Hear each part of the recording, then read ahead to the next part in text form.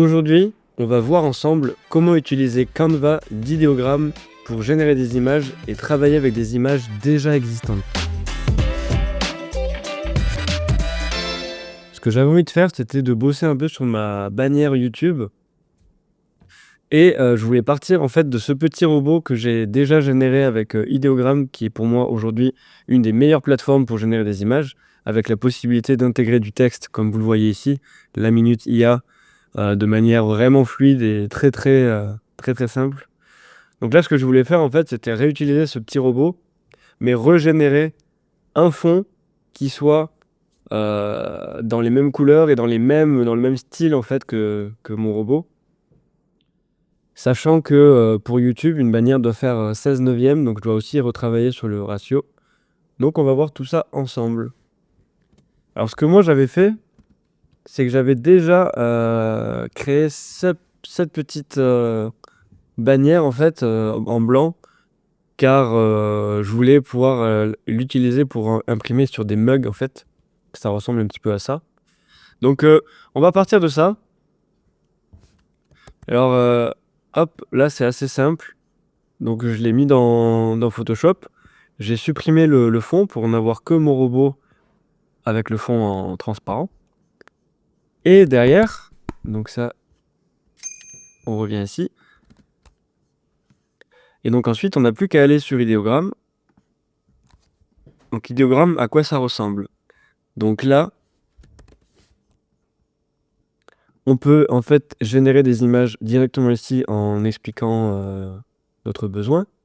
La taille, de toutes les différentes tailles de génération, c'est vraiment plutôt simple à utiliser. Est-ce qu'on active ou non le Magic Prompt? Le Magic Prompt, en fait, c'est qu'on va laisser à Ideogram retravailler notre prompt pour l'améliorer. En auto, il va le faire en fonction de la longueur. Généralement, quand on fait un prompt assez court, lui, il va le rallonger. Laissez-le en auto, franchement, ça a toujours des très bons résultats. Là, on peut choisir le modèle. Bon, on laisse toujours le dernier, forcément. Et on peut améliorer la qualité ou la baisser. En défaut, moi je trouve que les résultats en fonction entre défaut et qualité, il n'y a pas une très grande différence, donc je laisse en défaut. Des fois j'essaye en qualité, sachant que ça consomme 3 crédits. Alors si je vous montre un petit peu comment on s'en sert. Ideogram, une fois que on va dire, donc là on peut générer des images, mais ils ont rajouté un nouvel outil il n'y a pas très longtemps, Canva. Donc sur Canva, qu'est-ce qu'on peut faire? Eh bien on peut travailler des images déjà existantes. Et c'est là que ça va prendre tout son intérêt. Donc moi, je prends mon image de robot transparent. Voilà, elle est là. Je la glisse sur le site. Et là, après, on peut aller faire étendre. Donc étendre, qu'est-ce que c'est? C'est générer du contenu tout en étendant la zone en fait, de l'image. Donc nous, on a besoin d'une image en 16 neuvième. On repositionne un petit peu le cadre. Moi, le robot, je veux qu'il prenne quand même la plus grande place de l'image. Là, il va y avoir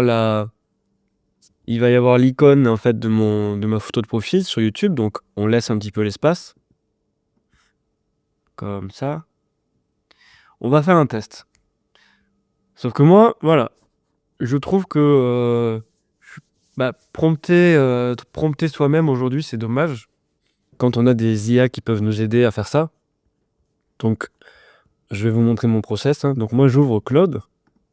Et Claude, qu'est-ce que je vais lui dire? C'est très simple. Je lui donne l'image. Comme ça, il sait un peu de quoi je parle. Et après, je lui fais le petit prompt. Donne-moi 5 prompts en anglais pour générer un background sympa pour cette image qui va se mélanger très bien avec les colors, avec le style des couleurs. Et l'idée d'un robot qui est en train de profiter de la lecture de Lammus IA. Donc là, moi, je vais rajouter...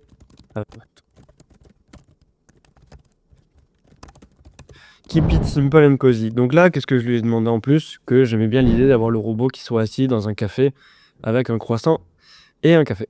Donc là, on envoie.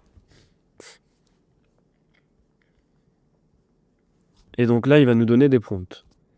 Donc c'est ça qui est intéressant, c'est parce qu'il va vraiment... moi, je lui en demande toujours plusieurs, ça permet d'avoir assez rapidement plusieurs styles de génération et derrière de voir qu'est-ce qui rend bien pour éventuellement améliorer les prompts ou déjà avoir un résultat satisfaisant.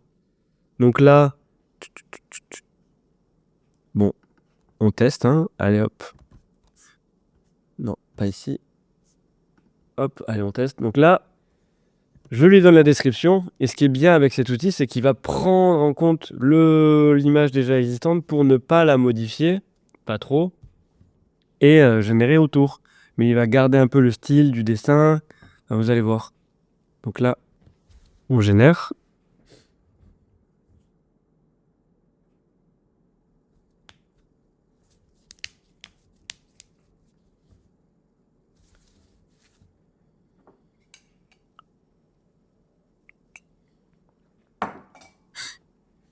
Allez, ça devrait pas tarder. Faut commencer à deviner un petit peu. Et alors, bon, première image pas ouf. Et ce qui est bien, c'est qu'il en fait toujours 4. Ok. Donc on voit vraiment que le robot, il est gardé intact. Par contre, voilà, il peut rajouter des trucs un petit peu autour. Bon, là, j'aime pas du tout ce qu'il a fait. On supprime. Extend.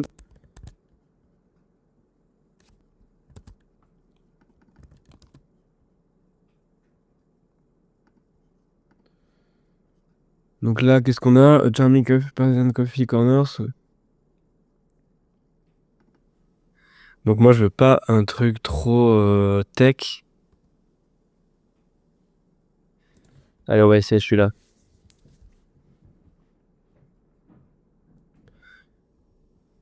En fait, c'est ça un peu le nouveau métier de designer aujourd'hui, je trouve. En tout cas, à mon niveau, où je ne maîtrise pas forcément des outils de design pour obtenir des résultats aussi performants. Et bien en fait, j'aime bien plutôt être à l'origine de l'idée, avoir des idées, interagir avec l'IA pour raffiner un petit peu ces idées et la laisser faire le travail. Donc là, on a quelque chose de vraiment beaucoup plus cool. Bon, il m'a mis des... Bon.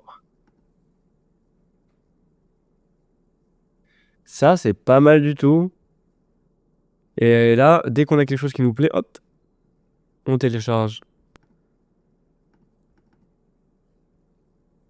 Ça, c'est bien aussi. Après, je suis pas trop fan de... qui m'ait mis des codes informatiques. Donc on va vérifier qu'est-ce que... Ah oui. Transforming into subtle binary code pattern. Non, non, non. Tac. On recommence. Donc voilà. Vous verrez, en quelques dizaines de minutes, vous allez pouvoir générer une quantité d'images incroyable. Après, vous n'avez plus qu'à faire votre choix. Je vais vous montrer comment aller raffiner un petit peu plus. Ce qui est bien en fait aussi avec cet outil-là, c'est que il a une bonne gestion des proportions. Il voit déjà la taille du robot, comment il est positionné, et en fait, il va automatiquement l'intégrer dans une image qui est cohérente avec les ombres, avec la taille des différents objets. C'est là où on gagne un temps fou. Bon là, il nous a fait un truc un peu... Ouh. Bon, le croissant, on dirait un peu plus une baguette de pain qu'un croissant. Bon, après, ça c'est pas mal. Ça me plaît aussi.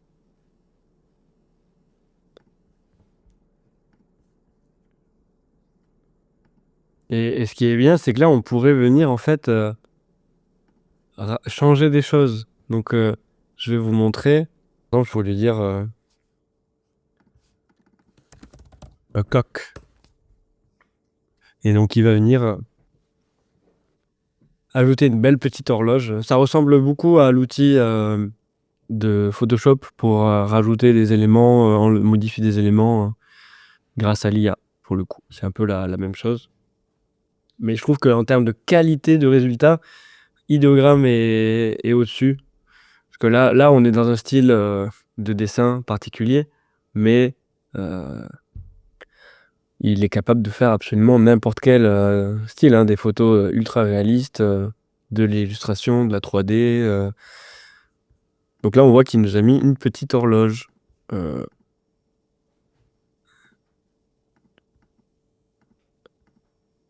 Bon, il y en a qu'une. Au final, il a compris qu'il fallait mettre une horloge.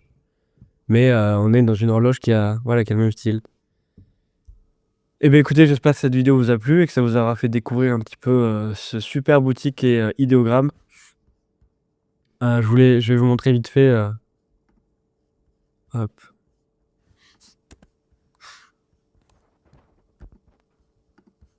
Quelques petites. Donc là, après, on retrouve toutes nos créations dans Création, ce qui nous permet de toujours avoir un historique de ce qu'on a fait. Donc là, vous pouvez aussi voir comment je génère mes miniatures YouTube avec cet outil. Comme vous pouvez le voir, c'est assez incroyable. Il est capable vraiment d'écrire du texte super bien. Alors des fois, il fait des petites fautes, mais rien d'impossible à corriger rapidement derrière. Avec voilà, du texte très stylé. Moi, j'adore. Bon, et bien j'espère que cette vidéo vous a plu. Et n'hésitez surtout pas à lâcher un petit pouce bleu, à mettre un petit message en commentaire si vous avez la moindre question, à vous abonner, à partager la chaîne. Et comme je vous ai dit en début de vidéo, j'ai la newsletter La Minute IA, dont je mets le lien en description. C'est une newsletter où toutes les semaines, je partage l'actualité IA décryptée pour vous avec des outils, des tutoriels, vraiment tout ce qu'il faut pour ne pas perdre le fil avec ce secteur qui évolue énormément et très très rapidement. En tout cas, moi, je continuerai de vous faire des petites vidéos comme ça où je vous partage un petit peu mes process, des outils que je trouve ultra efficaces et très pratiques. Et moi, je vous dis à la prochaine.